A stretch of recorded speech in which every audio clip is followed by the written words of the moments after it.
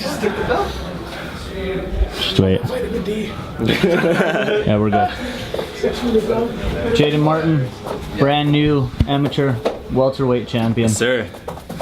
First off, how's it feel, man? Like, going through your head, what's going through there right now? There's a lot going on right now. This is the fact that this is on my shoulder. This is, again, like I said upstairs, it's been years in the making. Me and Chris Franco have been training together since I was 9 years old. I'm 22 now. Competed for the first time in Battlefield when I was 17, or maybe even just freshly 18. And ever since then, I knew that I wanted the belt. There's a lot of hype going into this camp, but I knew I was going to walk home with it and put it back on the wall at the gym.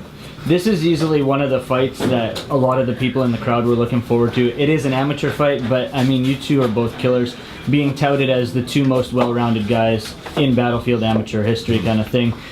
What did it feel like leading up to the fight? I mean, Keanan is a well-rounded fighter as well. What was going through your head before you entered the cage against Keanan? Sorry, excuse me. I went through my ups and downs as anybody would in this game. It's a contact sport. You may have a team behind you, but when you get locked in there, it's just you. A little bit of doubt here and there because, again, he's a monster. I know his credentials, his background, he's a beast. But then I realized as well, too, that I'm that same beast. I've been training for a long time. This is what I do.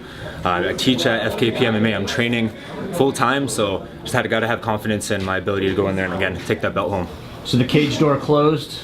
First round, I'm sure it didn't go the way you had planned. You were on your back for the majority of the round. I actually didn't really even mind. I don't like to specify or pick a style, but I'm pretty confident in jiu-jitsu. I'm two-time world jiu-jitsu purple belt champion, open weight division, and so I'm being on my back, knowing that he was a wrestler. I'm on my back, I'm pretty comfortable. I knew he was going to try and posture up, throw hard bombs, or just try and pin me. If he was going to pin me, move my hips, go for submissions. The minute he goes to posture up, I'm working for a submission or escaping. So it definitely looked that way. In the second round, you landed a pretty strong bomb there. Mm-hmm. Did you feel him crumble when you landed that first shot? He's got a good poker face. In the first round, I was hitting him hard on the ground.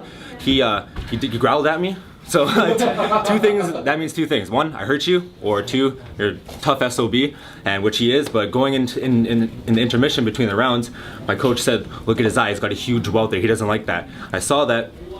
Saw kind of waver in him a little bit, knew that he couldn't take the punching power. My coach said to sit back, see everything, see those big kicks coming in, step in with the straight punches, which I did. I think I landed a straight left from southpaw, bang, right hook, felt him crumple. Once I got him to the ground, it was over.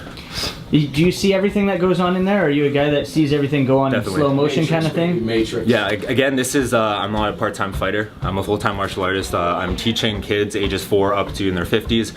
I'm at the gym every single day, so it's kind of like second nature for me. I'm not so much thinking this is just a fight. It's a lifestyle, right? I'm used to seeing punches and kicks come at me. As weird as that sounds.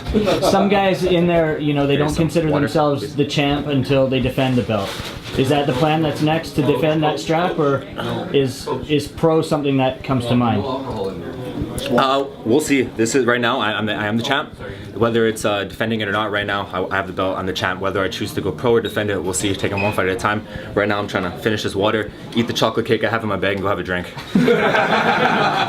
I know injuries have been something that's sort of come up in the past. I mean, you haven't been the most consistent fighter. Is that something that comes up in your mind at all? I mean, you obviously want to stay as active as possible, right? This is a contact sport. You're going to get bumps and bruises, and it's about overcoming them and healing them properly. Obviously, if I have a bad injury, I'm not just like I wouldn't just take this fight if it was serious, but there is quite a few injuries building up in this camp. But again, you got to overcome it. You got to push past it. If you want a belt, you want to win that fight, you got to push through it. This is a contact sport. When can we expect to see you back in there? Just fuck. Give him a second, dude. Hey, excuse me, sir. It's his interview. It's my dad. He's amped right now. He's got the iPad out. He's who knows? Again, right now I'm going to enjoy myself, take a little bit of time off. Plus I got a 14-day suspension, so you definitely won't see me in the next couple weeks. But who knows? Definitely soon. I don't want to take too much time off. I want to keep this momentum going. Finally, what do you have to say to the rest of the welterweight division?